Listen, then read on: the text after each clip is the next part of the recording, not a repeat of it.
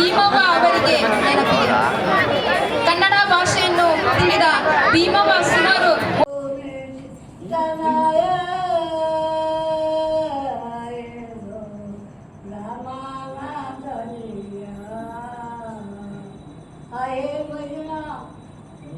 ನನ್ನ ಗಂಡನ ಧನಿ ರಾಕ್ಷಸಿ ಧನಿ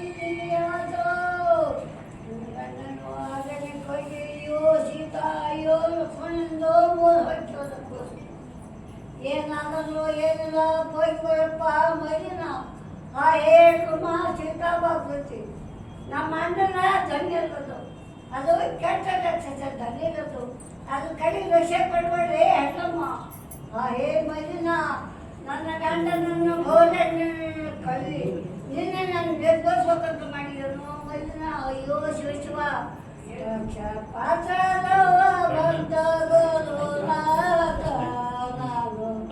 ಇದನ್ನ ಹೆಂಗ ಸಹಿಸಲಯ್ಯ ಗುರುದೇವ ಹಾಯೇ ಸೀತಪ್ಪ ಮಾತಿ ನೀನು ಭದ್ರವಾಗಿ ಮನೆಯಲ್ಲಿರು ನಾನು ಅಣ್ಣನ ಗಂಗರವಾಗಿ ಒಯ್ಯುವುದನ್ನೇ ಹಣ್ಣಮ್ಮ ಎಷ್ಟು ಪದ ನೆನಪಿಟ್ಟು ಒಟ್ಟೆ ನೋಡಿ ರಾಮ ಹುಟ್ಟಿದಾಗಿದ್ದ ಪುತ್ರರಾಮಣ್ಣ ಪಾಂಡವ ಹುಟ್ಟಿದ ಸರ್ವಪುರ ಮಠ ನೆನಪಿದೆ ಅಷ್ಟು ನೆನಪದ ಅಷ್ಟು ನೆನಪದ ಅವ್ರು ವ್ಯಾಪಾರ ಅಂತ ವ್ಯಾಪಾರನೇ ಆಗುತ್ತೆ ಪರಿಚಯ ಏನ್ ಮಾಡಿ ಅವ್ನು ಮತ್ತೆ ಅವ್ರ ಕತೆ ಅವ್ರ ಪರಿಚಯ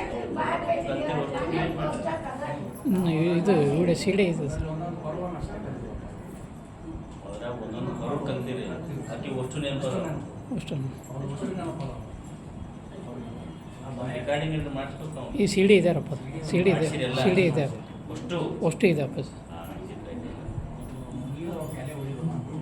ಇದಿಲ್ಲ ಅವು ಸಿ ಡಿ ಮಾಡಿ ಡಿಜಿಟಲೈಸೇಷನ್ ಮಾಡ್ಬೇಕು. ಈಗ ನೆಕ್ಸ್ಟ್ ಅಷ್ಟು 18 ಬರ್ಗ ಯಾರು ನೆನ್ಪಿಡ್ತಾರೆ 3 ತಾಸಿನ ಪೇಪರ್ ಕೊಡೋಕ್ಕಾಗೋದಿಲ್ಲ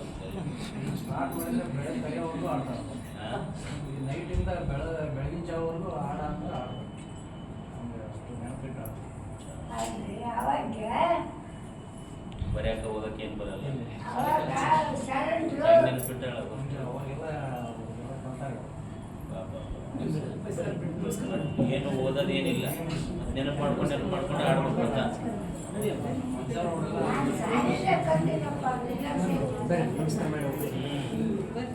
ಆದ್ರೂ ದೊಡ್ಡ ಮಟ್ಟಕ್ಕೆ ಹೋಗ್ಬಿಟ್ಟೆಲ್ಲ